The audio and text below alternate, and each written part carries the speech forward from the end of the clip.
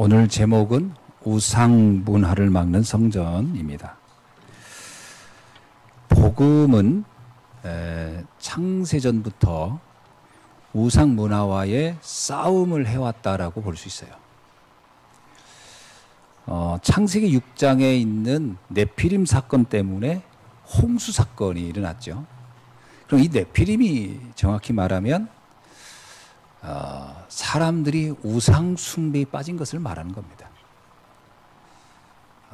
하늘에서 떨어진 자라는 뜻이 네피림의 원어 나팔에서 왔는데, 하늘에서 떨어진 자가 뭐예요? 계시록 12장에 보면 사단이 하늘에서 전쟁에서 져서 땅에 떨어졌다라고 한 그것을 의미하는 겁니다. 그러니까 사람들이 창세기 3장 사건으로 아담과 하와가 선악과를 먹으면서 하나님의 언약 밖으로 나가면서 인간은 주인을 잃은 존재가 되어버린 거예요. 인간은 하나님과 함께하는 존재인데, 그 인간이 하나님을 떠나면서는 인간은 뭔가의 힘을 필요로 하는 겁니다. 그래서 인간을 사회학자들은 다 종교적이다라는 표현을 하는 게 뭐냐면, 인간은 무신론자는 존재하지 않습니다. 뭔가를 의지해야 돼요. 그래서 인류의 역사는 샤만의 역사다라고 할 만큼 인간은 문화가 있든 없든 우상숭배의 삶이 그냥 삶과 결합되어 있는 겁니다. 이게 조금 합리적이 되고 조금 세련되면은 이제 종교가 되는 거죠. 그래서 인류의 역사는 우상숭배의 역사다라고 볼 수가 있거든요. 우리가 그래서 요셉이 하나님께서 애굽으로 보낸 거잖아요.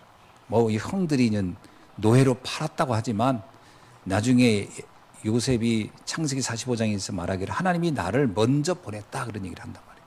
하나님이 보냈기 때문에 왔다 이런 얘기예요.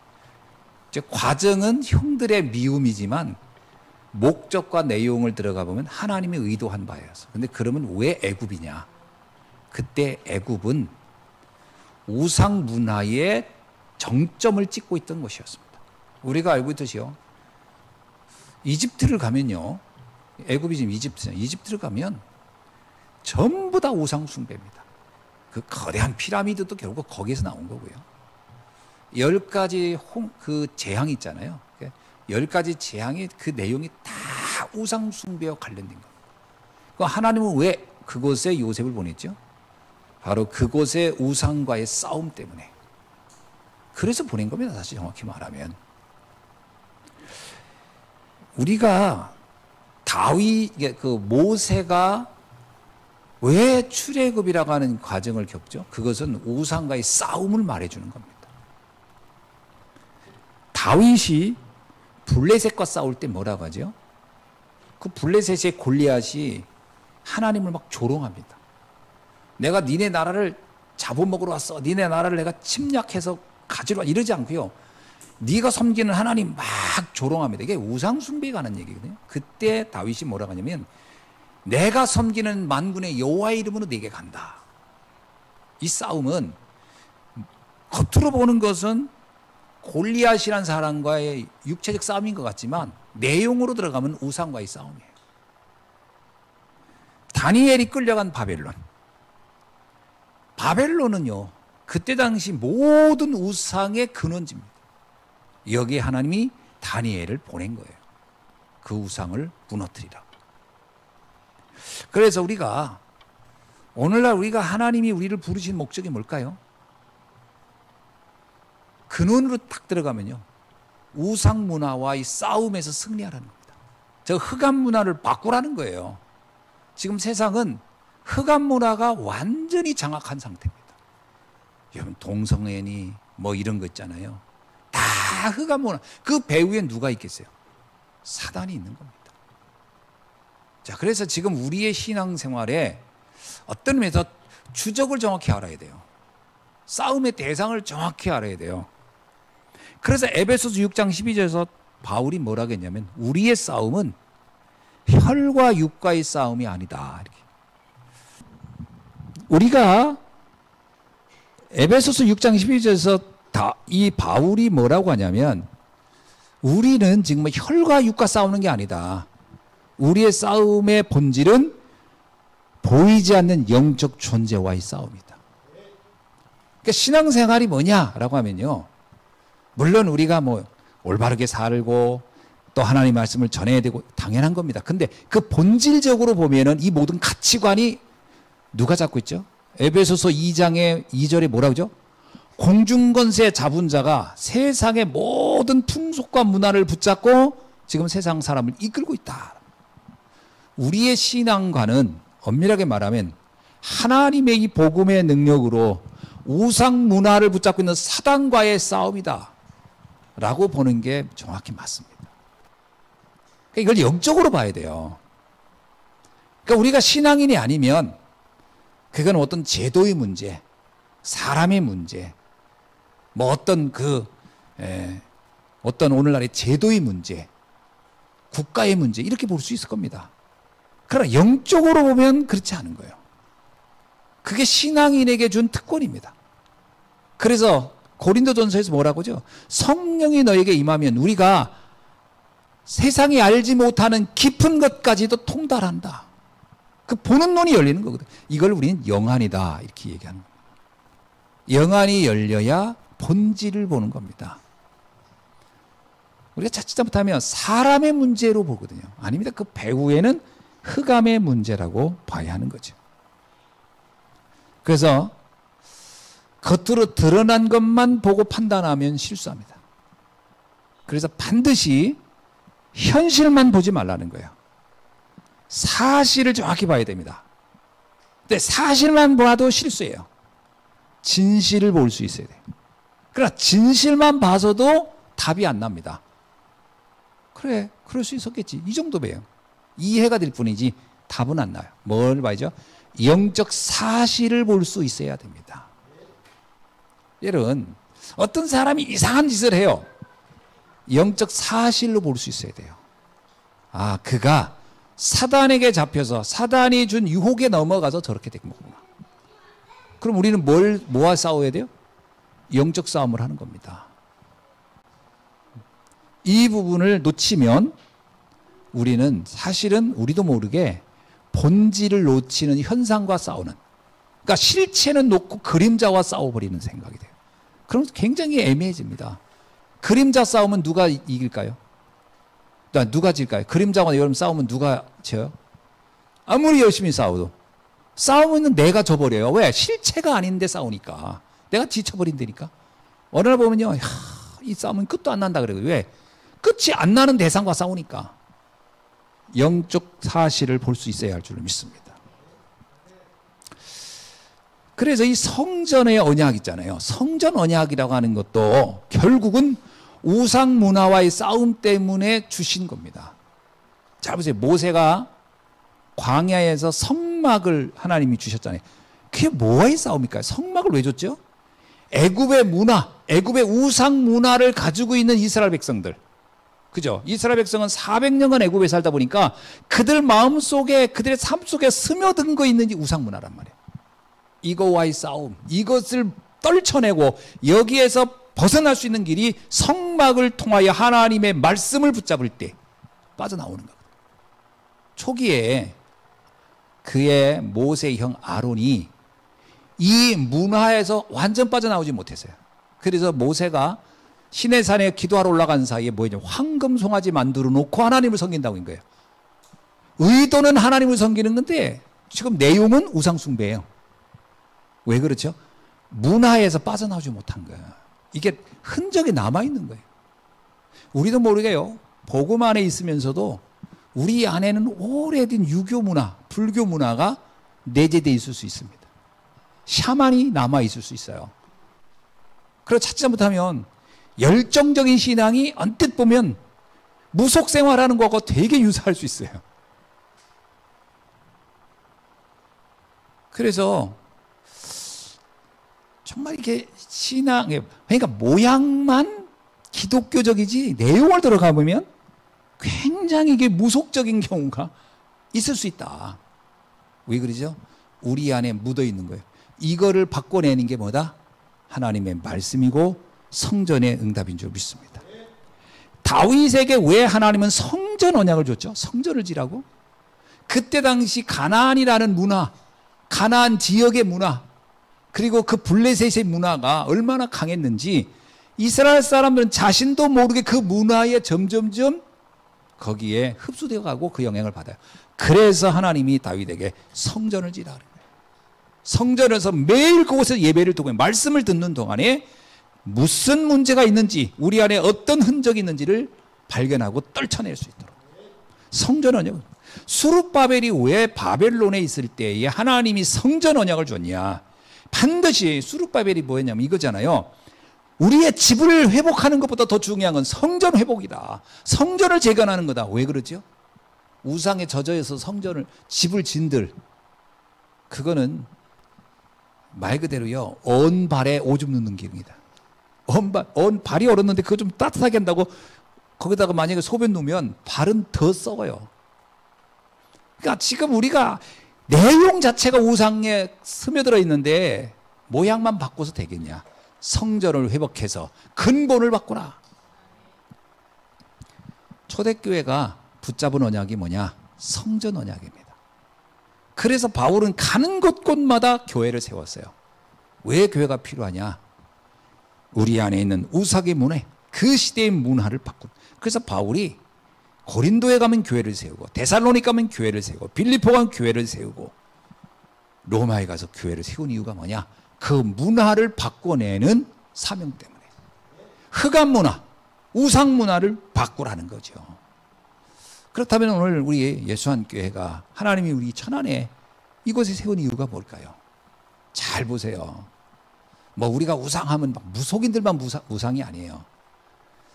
하나님 외에 다른 것으로 인간이 답을 얻으려고 한다.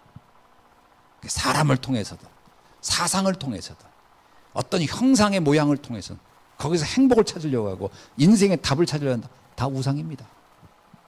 형상 우상, 사상 우상, 물질 우상, 사람 우상, 우상인 거예요.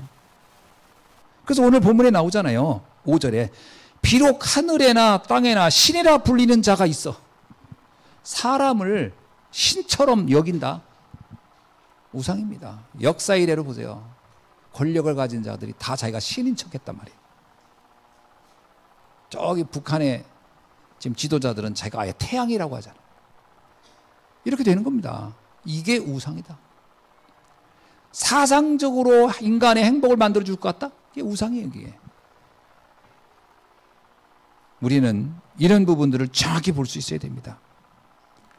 고린도 교회가 왜 위기에 빠졌느냐? 고린도 교회가요, 우상 문화와의 싸움이라는 것에 대한 관심이 약화됐어요. 쉽게 말하면 그거에 대한 개념이 사라졌어요. 고린도라는 지역이 굉장히 풍성한 문화, 그야말로 활달한 산업 활동이 이루어지고 굉장한 문화를 이루어내는 그런 도시였단 말이에요. 거기에 성도들이 있다 보니까 그 문화에 그대로 노출되어 버렸어요. 그래서 어떤 일이죠? 네가 옳으냐 내가 옳으냐 분쟁에 빠져버렸어요. 그리고 제우스 신전, 그 아폴로 신전에서부터 이루어지는 그 음란이 교회에도 그대로 들어왔어요. 그리고 또 하나가 뭐냐? 우상숭배. 이게 교회 안에 자신도 모르게, 여기서 본문의 7절에 보니까 뭐라고 나왔냐면, 어떤 이들은 지금까지 우상에 대한 습관이 있어. 습관적으로인 거예요. 이게 자신도 몰라요. 몸에 배버렸어. 이 습관적인 우상숭배가 되어버리는 거죠. 본인은 우상이라고 생각 안 하겠죠. 성도들에 대한 모습입니다. 이게 불신자 얘기가 아니에요. 성도 얘기거든요. 특별히 오늘 본문에 보면 뭐가 있냐면, 우상의 제물, 우상에게 드렸던 제물을 먹는 일에 대하여 묻는 거예요. 이걸 먹어야 됩니까? 말아야 됩니까? 그러니까 바울이 뭐라고 대답하죠? 이렇게 대답합니다. 하나님의 자녀가 돼서 못 먹을 것이 뭐냐? 그거 뭐 먹을 수 있지. 왜? 그건 음식일 뿐이니까. 그런데 또 그걸 꼭 먹으려고 한 이유는 또 뭐냐? 이 두 가지 얘기를 다 하는 거예요. 그걸 먹어도 상관은 없지만 굳이 내가 다른 음식 놔두고 그 우상에게 바친 음식을 찾아다니면서 또 먹으려고 하는 건 또 뭐냐? 본론이 뭐죠? 핵심은 이겁니다. 복음에 유익되는 쪽으로 행동하라. 복음에 유익되는 쪽으로. 그러니까 복음에 방해된다면 안 먹어야 되죠. 먹는 게 복음에 방해된다? 그럼 안 먹어야 되는 거예요. 안 먹는 게 복음에 방해된다? 그럼 먹어야 되겠죠. 예를 들면 불신자 처음 만나가지고 복음 전하는데 불신자들이 문화가 있잖아요. 굳이 거기서 불신자 문화를 내가 막 완전히 나는 교회 다녀 그래가지고 불신자들하고 만나야 할 그런 모든 장벽을 미리 쳐놓을 이유도 없지만 그렇다고 일부러 자기가 나서서 난 마시겠고 먹겠다 이렇게 할 이유도 없는 거예요. 복음의 유익이 되는가. 그래서 바울이 마지막 이런 얘기 하잖아요. 뭐라고 하죠? 13절에 보면 만일 음식이 내 형제를 실족하게 한다면 나는 영원히 고기를 먹지 아니하여 내 형제를 실족하지 않게 하리라. 차라리 내가 채식주의를 해가지고 살릴 수 있다면 난 평생 채식주의자 되겠어. 근데 만약에 내가 고기를 먹어야 살리는 일이다. 그럼 난 평생 난 육식주의자 될 거야. 기준이 뭐냐? 이게 복음이 유익하냐? 굉장히 중요한 얘기입니다, 이게. 그러니까 우리는 우리가 가지고 있는 기준을 가지 말고 하나님의 입장에서의 기준을 가지고 보라. 뭐가 유익한지. 그래서 우리 안에 올바른 신앙관, 정확한 신앙관이 세워지는 것이 중요합니다.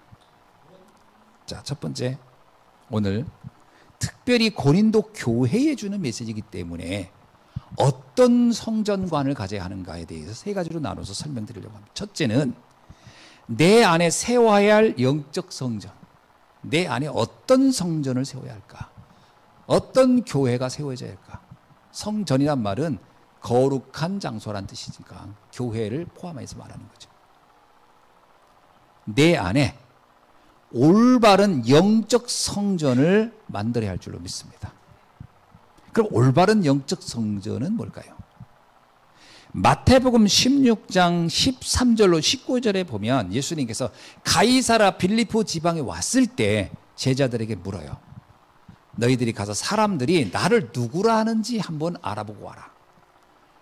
사실은 의도한 거는 사람들의 의견이 중요한 게 아니고 사람들은 이렇게 얘기합니다. 남들이 그러는데요. 그건 자기 생각이거든요. 그러니까 제자들이 생각이 어떨까를 알아보기 위해서 가서 사람들의 의견을 들어와라 그랬어요. 했더니 제자들이 가서 듣고 와서 말하는 겁니다. 어떤 이는 세례 요한 같다고 하고 어떤 이는 엘리야 같다 하고 어떤 이는 에레미야 같다 하고 어떤 이는 선지자 중에 한 사람 같다고 합니다. 예수님을 바라보는 지금 관점이 다 좀씩 다른 거예요. 세례 요한은 어떤 사람이냐? 그때 당시 유대인이 생각한 세례 요한, 엘리야, 에레미야, 선지자 중에 하나를 봐야 되는 거예요. 그때 당시. 그러니까 성경에 말하고 있는 세례 요한은 예수님이 오실 길을 예비한 사람입니다. 성경은 그렇게 설명하고 있지만 그때 당시 유대인이 생각한 세례 요한은 좀 달랐어요. 유대인은 어떤 생각으로 생각했냐? 정의로운 사람이라고 생각했어요. 불의를 보면 참지 못해. 그러다가 세례 요한이 순교했거든요. 그러니까 세례 요한 하면 유대인들의 의식 속에는 정의로운, 정의를 위해 사는 사람. 예수님을 바라볼 때 어떻게 봤다는 거예요? 예수님은 정의를 이룰 사람. 불의 앞에 도저히 용납이 안 되는 사람. 그냥 목에 칼이 들어와도 난 정의를 외칠 수 있는 사람. 이렇게 생각하고 예수님을 따라왔다. 두 번째는 엘리야입니다. 엘리야는 유대인이 생각하는 엘리야는 신비한 능력 있는 사람이에요. 막 기도하면 비가 내리고 막 기도하면 하늘에 불이 떨어지고 막. 그러니까 엘리야 하면 굉장히 신비로운 능력을 가진 사람이에요. 예수님을 어떻게 바라봤냐? 예수님은 막 신비한 분이야. 무리도 걷죠. 병자도 고치죠. 그러니까 신비한 일을 하는 분이라고 생각하고 저분 도움을 받. 그러니까 오병이어 기적 때 사람들이 이렇게 몰려든 이유는 엘리야 같다고 여겼기 때문에 몰려든 거예요. 그러니까 예수님이 야 근데 난 더 이상 이런 기자가 안 할 거야. 그랬더니 다 떠나버렸잖아요. 왜? 자기들이 원하는 신비한 일을 안 한다고 하니까. 그러니까 예수님을 그것 때문에 따라오는 사람입니다. 오늘날도 비슷합니다. 예수님을 막 정의를 외치는 사람이라고 믿는 사람이 있는가 하면 신비한 것 때문에 예수님을 믿으려고. 그 막 그것 찾으려고 막 그러니까 막 온갖 어느 기도원에 신비한 일이 있다면 거기로 다 가는 거예요. 그게 신앙생활을 잘하는 거라 생각하는 거죠. 또 어떤 경우는 에레미야는요 고통당하는 사람, 어려운 이스라엘 민족을 보고 늘 애통하고 울었던 그 에레미야를 뭐냐 눈물의 선지자라고 그러거든. 그 에레미야 애가 가서 나오는 거예요. 눈물의 선지자. 그러니까 불쌍한 사람, 고통당하는 사람 못 견뎌. 그렇게 생각한 거예요. 사실은 에레미야는 그런 의미만 있는 게 아닌데도 유대인이 생각하는 에레미야는 그런 관점이 많아요. 그러면 예수님이 어떻게 본 거예요? 막 어려운 사람, 고통당하는 사람, 가난한 사람만 도와주는 그야말로 복지하는 분으로 여긴 거예요. 복지. 그러니까 뭐 병자들, 헐벗는 자들 막 도와주는 거 이런 식으로 신앙생활을 여기는 경우도 많습니다. 오늘날 올바른 믿음 좋은 사람들은 뭐라고 생각해요? 가난한 사람을 막 근데 가족처럼 돌보면 이 사람 믿음 좋아. 그거는 그 사람의 성향이지 믿음하고는 상관없습니다. 어떤 사람은 교회 안 다니고도 어려운 사람 보면 막 옷도 벗어주고 막 그런 거 하는 사람도 있어요. 그 성향입니다. 성향. 나쁜 건 아니지만 그게 믿음의 본질이냐 하는 건 또 다른 얘기예요. 마지막 선지자 중에 하나. 이거는 가리키는 자예요. 교사. 유목사 예수님께서 사람들만 모아놓으면 막 가리켜.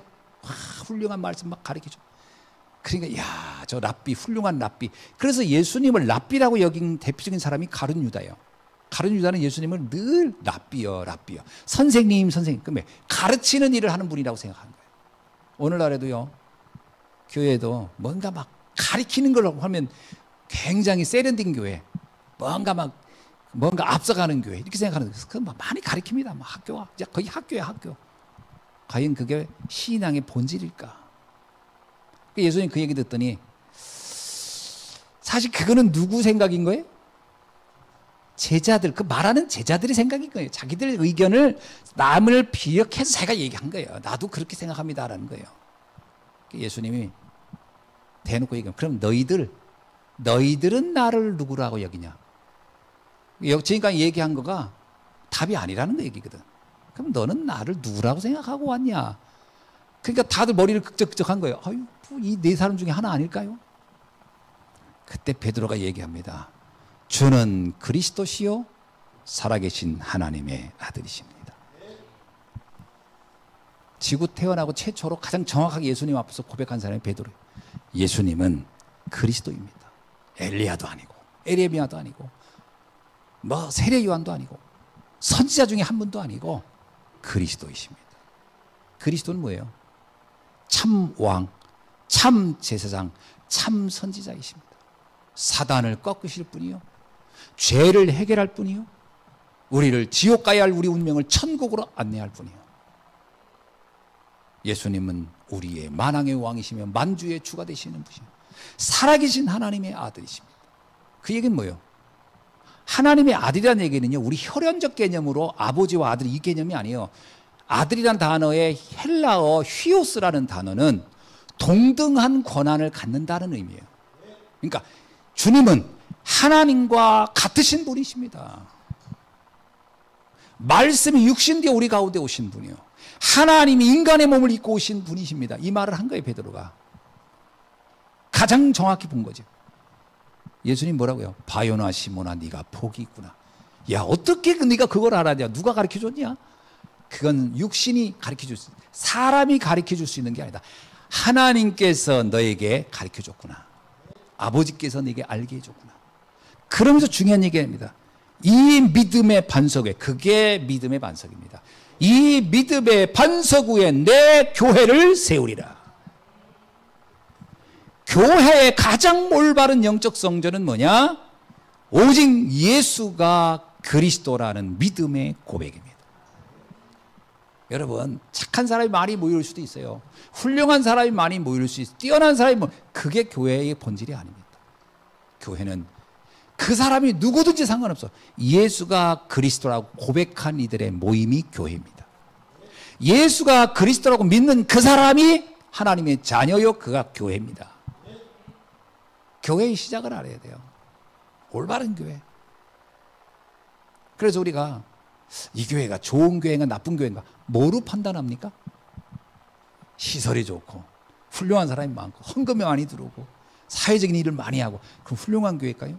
나쁜 건 아닙니다. 그것부터 왜 나쁩니까? 좋지요. 그러나 교회의 올바른 기준은 거기에 두면 안 돼요. 그건 부수적인 거고 본질적인 건 뭐냐? 여기 있는 성도들이 정말 예수를 그리스도라고 바르게 고백하고 있는가? 그게 중요합니다.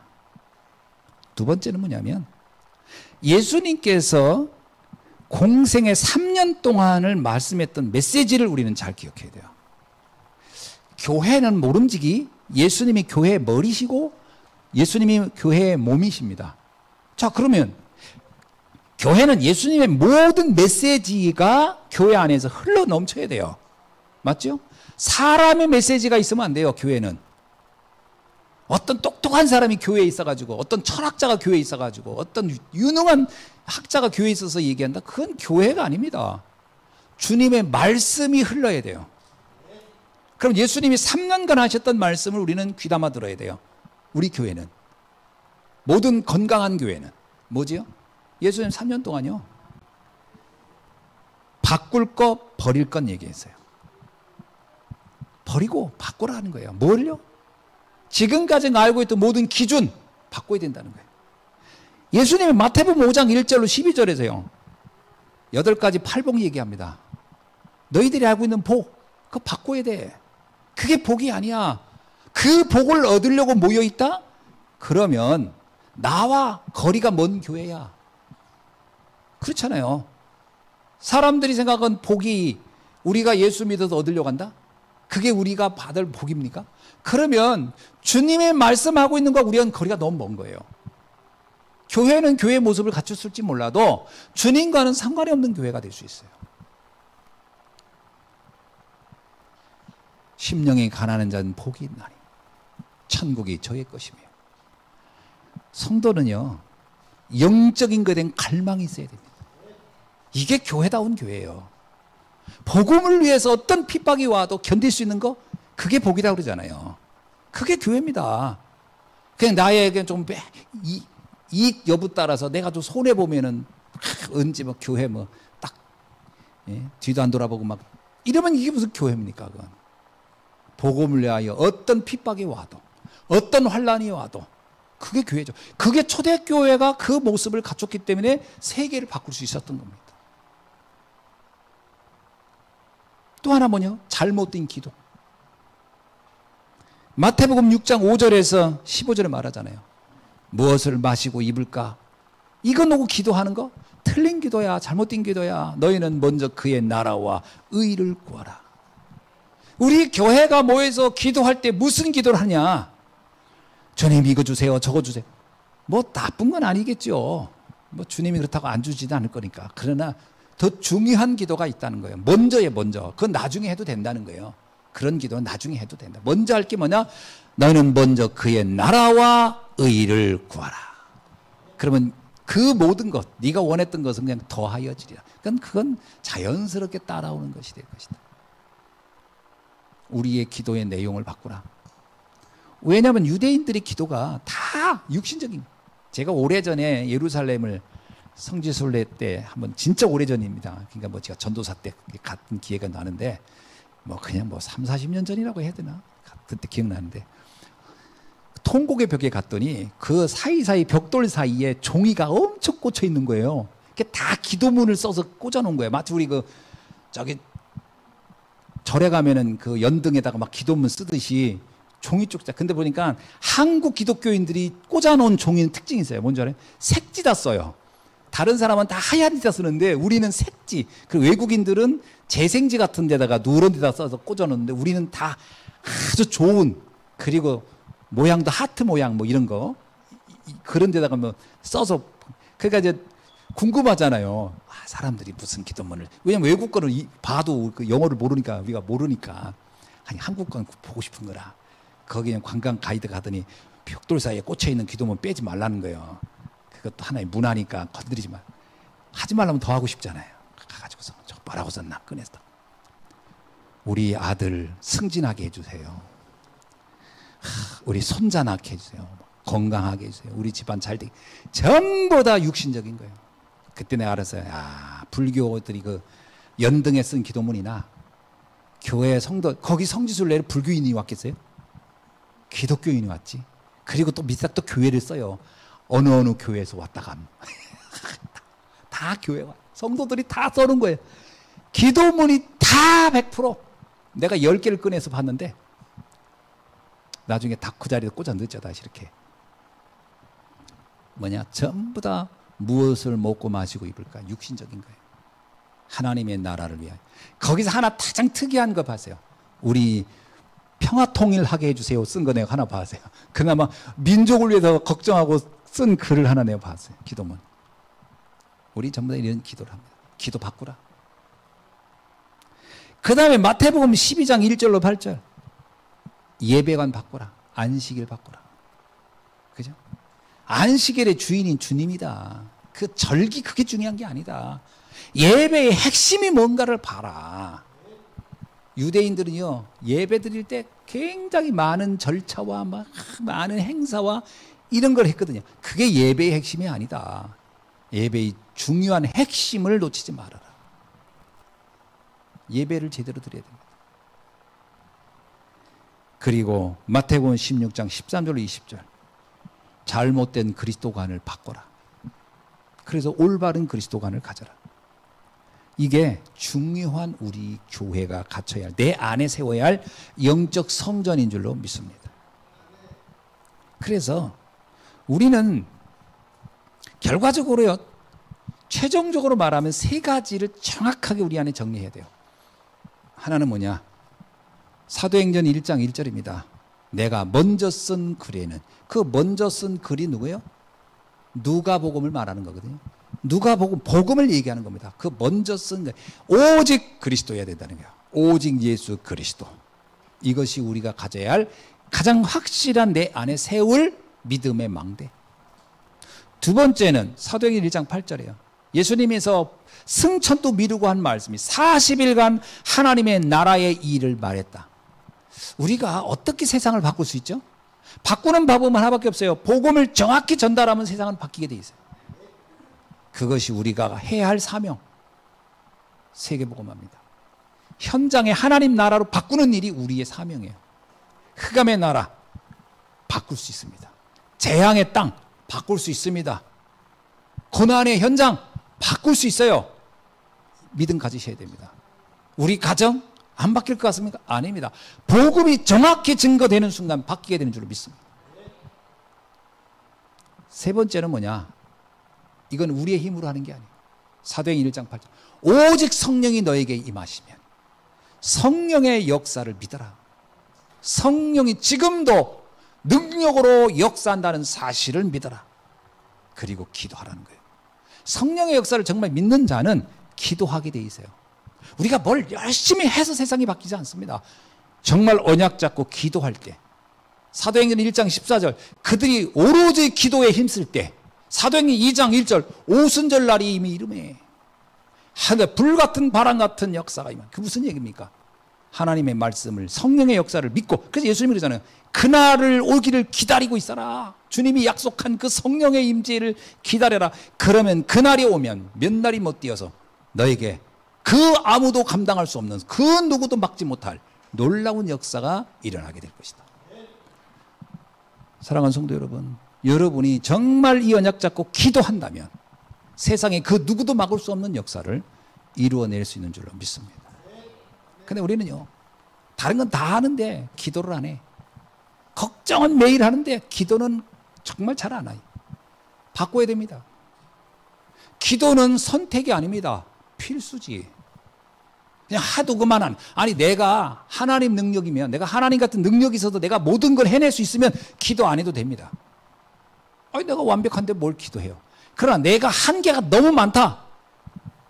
그러면 우리는 기도의 능력을 누려야 할 줄로 믿습니다. 내 안에 세울 성전. 두 번째, 교회 안에 세워야 할 영적 성전입니다. 교회 안에 어떤 영적 성전을 세워야 할까? 오늘 본문에 보니까요, 우상의 제물에 대하여는 우리가 다 지식이 있는 줄로 아나. 지식이 있다고 생각했어요. 그러나 지식은 교만하게 하며 사랑은 덕을 세우니라. 지식이 있다고는 했는데 잘못된 지식이란 말이에요. 그래서 올바른 영적 지식이 있어야 할 줄로 믿습니다. 올바른 영적 지식. 디모데후서 4장 3절로 4절에 보니까 이렇게 말씀하고 있어요. 때가 이르느니 사람이 바른 교훈을 받지 아니하며 귀가 가리워서 자기의 사욕을 따르는 스승을 많이 두고 그 귀를 진리에서 돌이켜 허탄한 이야기를 따르느니라. 올바르지 않은 진리에 따라간다는 거예요, 사람들이. 잘못된 지식 때문에. 사람들이 어떤 잘못된 선택을 할 때 왜 잘못된 선택하냐? 내가 알고 있는 틀린 지식을 가지고 그것을 옳다고 여기면 따라가게 돼 있는 겁니다. 옛날에 세계 2차 대전 때 히틀러가 유대인을 학살하려고 할 때 그것을 여러 가지 이론을 가지고 그럴 수밖에 없다는 이유를 쭉 얘기해서 교회에다 그걸 알렸어요. 교회의 지지를 받아야 되니까. 교회가 어떻게 한 줄 아세요?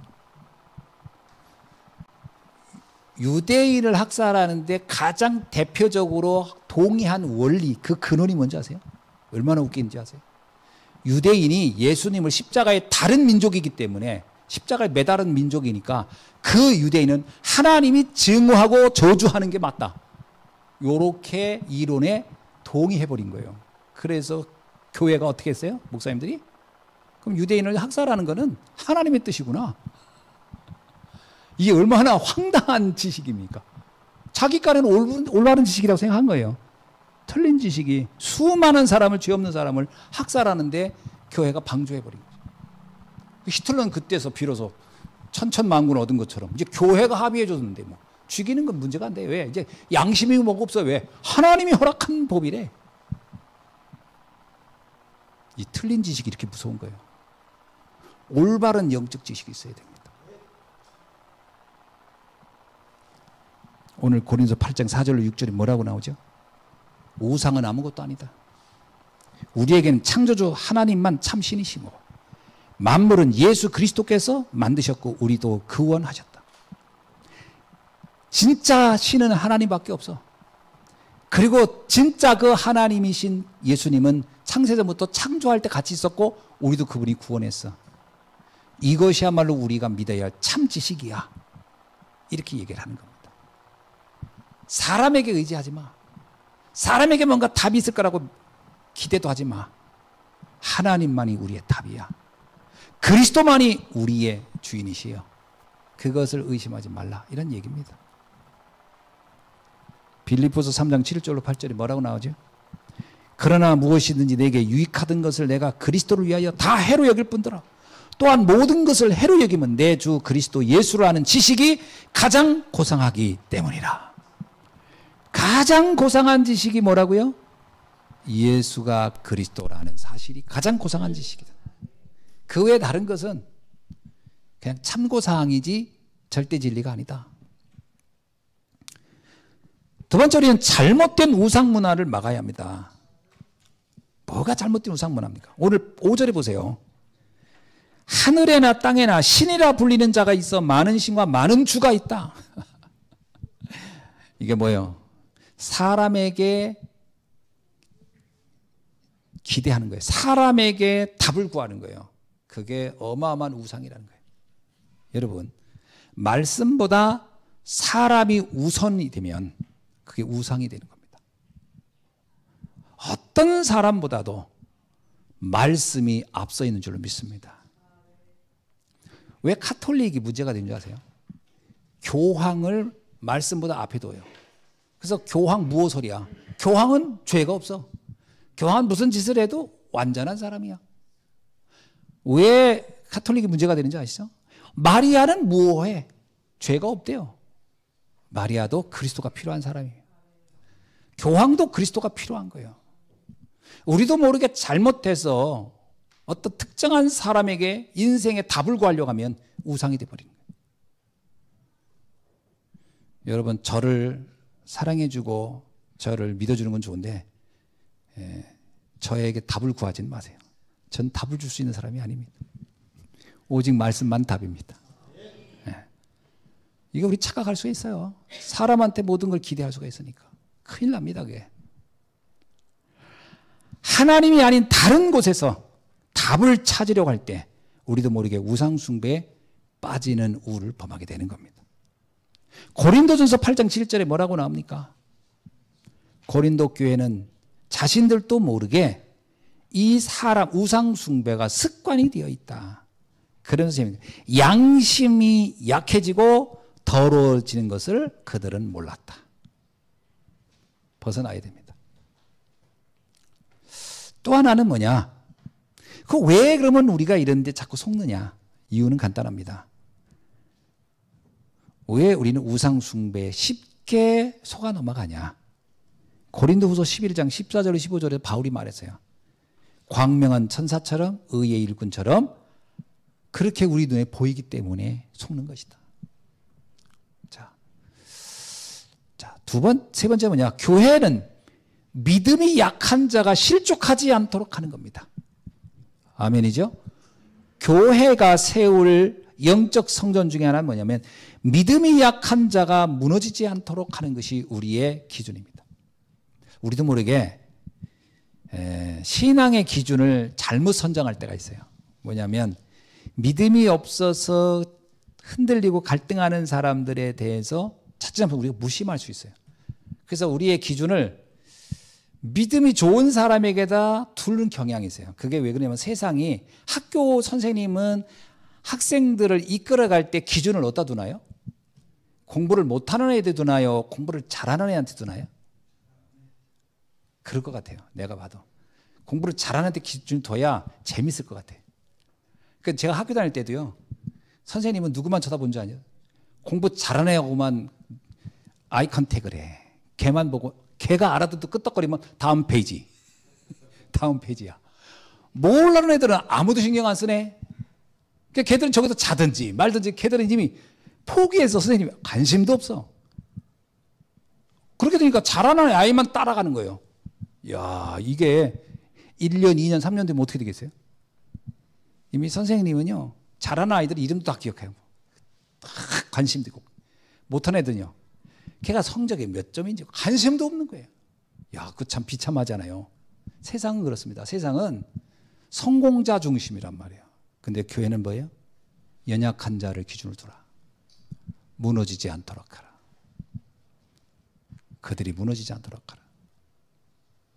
여러분, 그래서 신앙에 연약하고 오해할 것 같고 흔들릴 것 같은 사람들에게는 많은 설명이 필요한 겁니다. 또 말씀을 잘 설명해 줘야 돼요. 이게 신앙의 기준이다. 그래서 여기 나오잖아요. 고린도전서 8장 9절 이렇게 얘기합니다. 뭐라고 해야죠?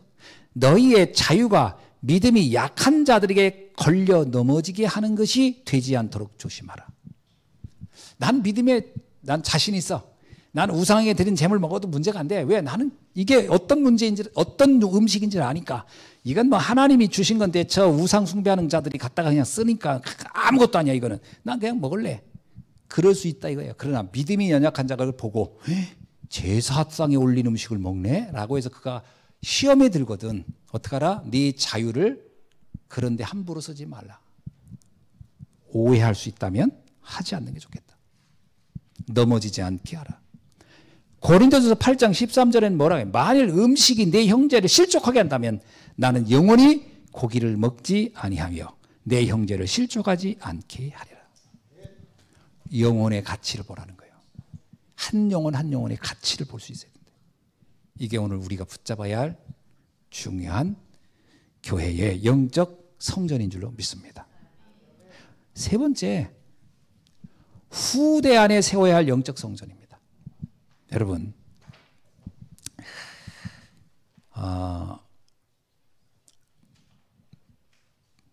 이 성전을 세울 때 가장 중요한 대상을 어디에 뒀느냐?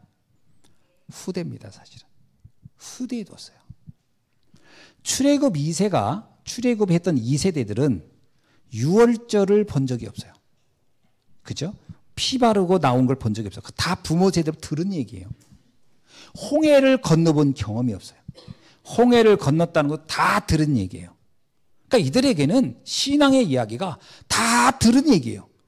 자기가 경험해 본 적이 없어. 그럼 이거 보통 문제가 되잖아요.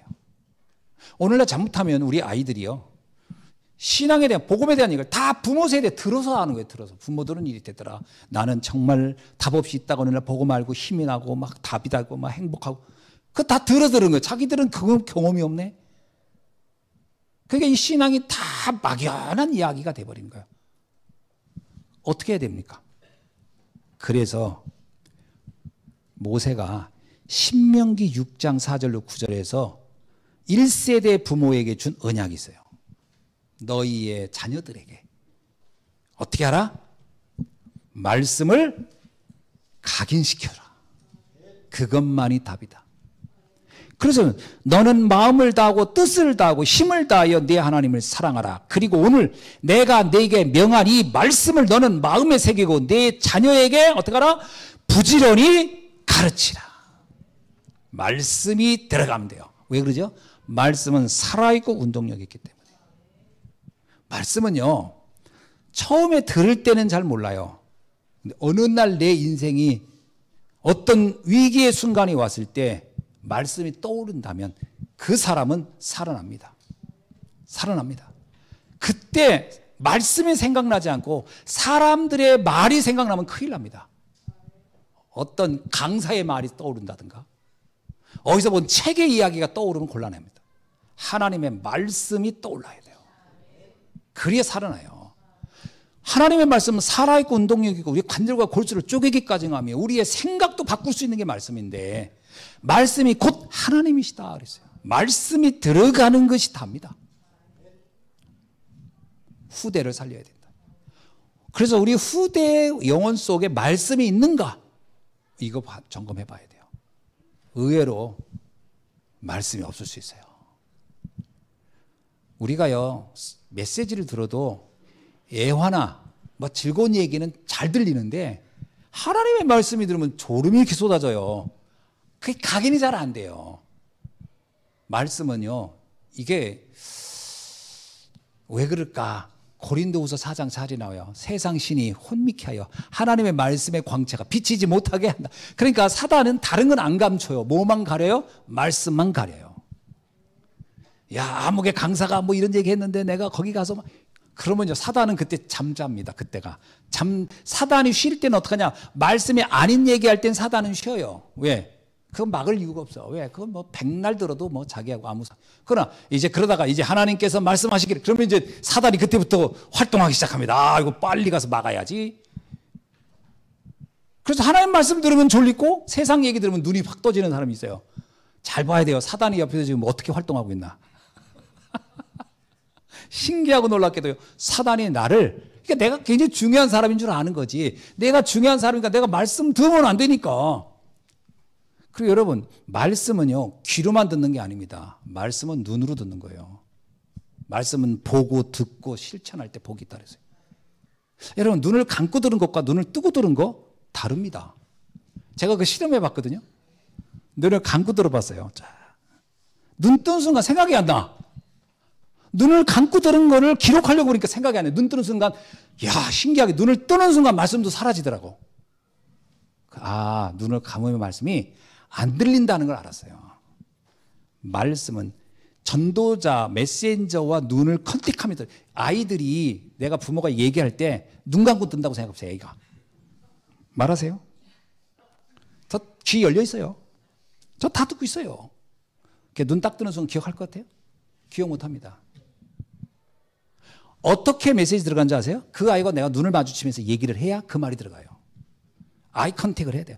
애기 어린애한테 교육할 때, 애기한테 교육할 때, 육아 교육할 때 눈을 안 맞추고 하는 사람, 그거는 의붓 엄마든가 돈 받고 와서 하는 부모예요. 그건 눈 안 마주칩니다. 그냥 얘기하면 떠듭니다. 혼자 책 읽어주고.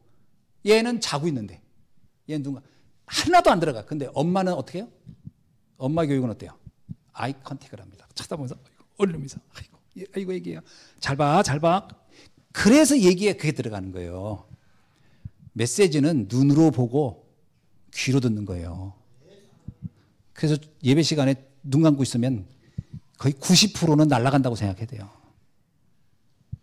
안 들어옵니다, 귀에. 절대적으로. 영어 공부할 때 한번 해보세요. 눈 감고. 애오지나. 성경 외우는데 마이크 뭐지? 이렇게 영어가 듣고 난 눈 감고 들어. 눈 뜨는 순간 내가 뭐 들었지?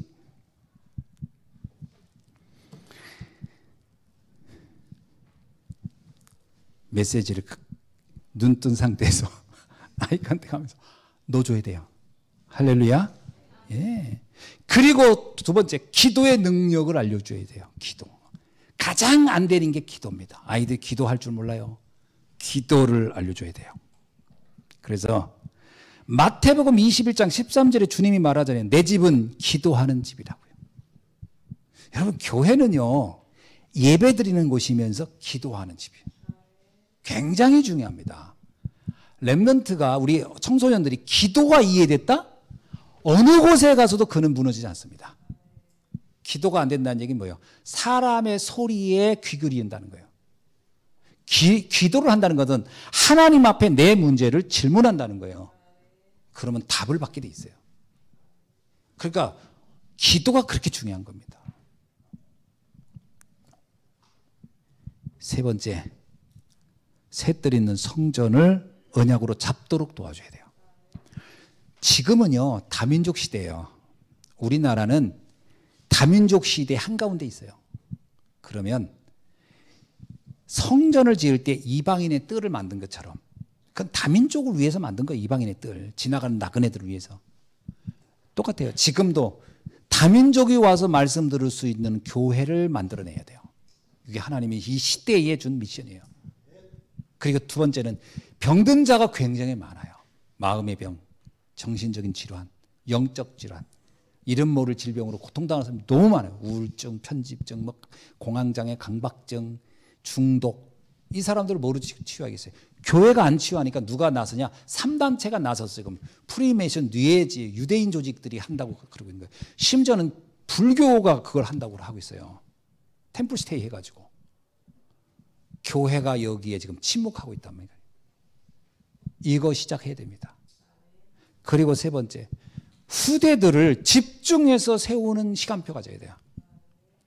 어저께 우리 금토일 시대 시작한다고 해가지고 아이들 데리고 저기 온양에 가가지고 바베큐 먹으면서 어젯밤에 해서 저도 가서 즐겁게 있었습니다만, 아이들하고 많은 이런 시간을 가지면서 말씀을 흘러 넣어줘야 돼요. 이게 우리가 해야 할, 우리 후대들을 영적인 서밋으로 세우는 일을 해야 됩니다. 이게 우리 교회 사명이에요. 우리의 미래는 2030에서 2080 시대가 이끌어 갈 겁니다. 제 나이가 지금 벌써 60 넘었는데, 앞으로 제가 복음 전하고 할 수 있는 활동이 몇 년이겠어요? 한 40년 할까? 다 웃잖아요. 불가능하니까. 그러니까 많이 해봐야 15년에서 20년이에요. 10년, 20년 눈 깜빡할 사이에요. 난 얼마 좀 있으면 내가 이 발음이 안 돌아가가지고 이제 예수는 그리스도도 아니고 에스로서 이렇게 될 것 같은데, 그날이 오기 전에 우리 후대들이 다음 세대를 이끌어갈 수 있는 주인으로, 모델로 세워야 돼. 우리 교회의 과제입니다. 자, 말씀을 맺습니다. 지금부터 우리는 흑암에게 빼앗긴 교회를 회복하는 일을 해야 돼요. 지금 3단체, 모슬렘, 그리고 다양한 종교들이 전 세계를 장악했습니다. 그 사이에 교회는 어떻게 됐죠? 유럽 교회 다 문 닫았어요. 교회가 술집이 되었고, 교회가 모슬렘 사원이 됐어요. 겉은 교회인데 십자가가 내려지고 거기에 초승달이 붙어 있어요. 심각합니다. 누가 이걸 회복하겠어요? 미국 교회 유명한 대형 교회 몇 개는 있지, 나머지 교회들 거의 다 쑥대밭 됐어요. 다 노인들만 있습니다. 멀지 않아 그들이 떠나는 날 교회는 관리도 안 되고 텅텅 빌 겁니다. 한국 교회 그 흐름 지금 시작됐어요. 심각합니다. 한국 교회에 청소년들이 없어요. 노인들만 앉아 있어요. 위기입니다, 위기. 이거 빨리 회복해야 돼. 이럴수록 올바른 신앙관, 올바른 교회관을 빨리 우리는 정립해야 할 줄로 믿습니다. 말씀보다 사람이 중요하게 보이면 안 되고, 믿음보다 행위가 중요하게 보이면 안 됩니다. 오직 말씀, 오직 믿음. 이것이 우리의 신앙의 중요한 기준, 표준, 수준이 되어야 할 줄로 믿습니다. 오늘 이 비밀을 가지고 날마다 승리하는 우리 예수님께 성도님들 되시기를 주님의 이름으로 축원합니다. 기도하겠습니다. 하나님 감사합니다. 오늘 주신 말씀을 통하여 우리가 정말 우상문화를 막는 성전을 세워 하나님의 놀라운 소원과 계획을 이루어가는 우리의 신앙인이 되도록 축복해 주옵소서. 우리 인생에 가장 가치 있는 작품을 남기게 하시고 하나님이 영광을 받아 주옵소서. 예수 그리스도의 이름으로 기도하옵나이다. 아멘.